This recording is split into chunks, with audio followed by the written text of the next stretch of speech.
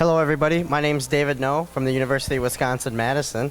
I'm actually going to do a session today on cost sharing, and I thank you all for being here on the late in the day on Tuesday. My position at the University of Wisconsin is a pre-award managing officer. I started this position about a month ago, and prior to that I was an eCert effort reporting manager for 4 years in Wisconsin. So cost sharing really is overlap with effort. There are a lot of commitments that get involved here, and this screen actually does really highlight to me. I'm a visual learner, so I really like to see this slide. The paid effort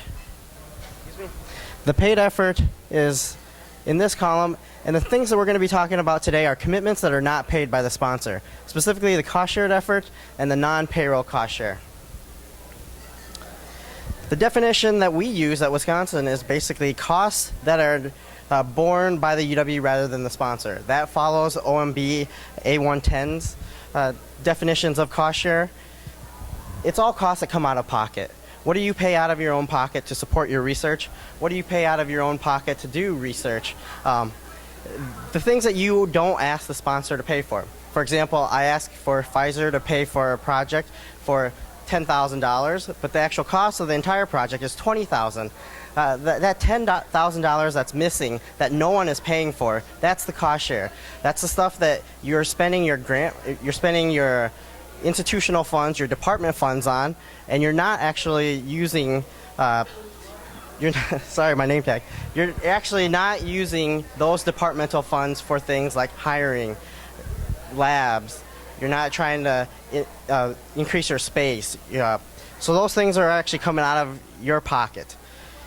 Mandatory cost, there's 5 types of cost sharing. Mandatory cost sharing, the voluntary cost sharing, and we split that out into 3 different types. It's the unavoidable. It's the PI's minimum 1%. It's the critical to support the research enterprise, things like small awards where PIs would be too great.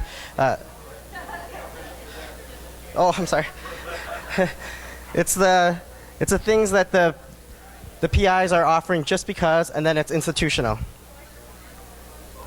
Where do we see these commitments? Where do we see these cost shares being established? It's in the proposal stage where the commitments are actually being offered. The proposal is being drafted up. You're saying, hey, Pfizer, I want you to pay $10,000 for a $20,000 project. That's where that first commitment is made.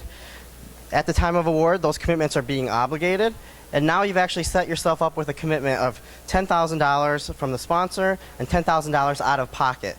How do you fund that $10,000 out of pocket? Typically, it's discretionary funds or departmental funds.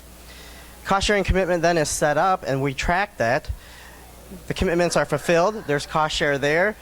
There's tracking and management of that cost share and commitments, and then there's documentation and fulfilling of that effort.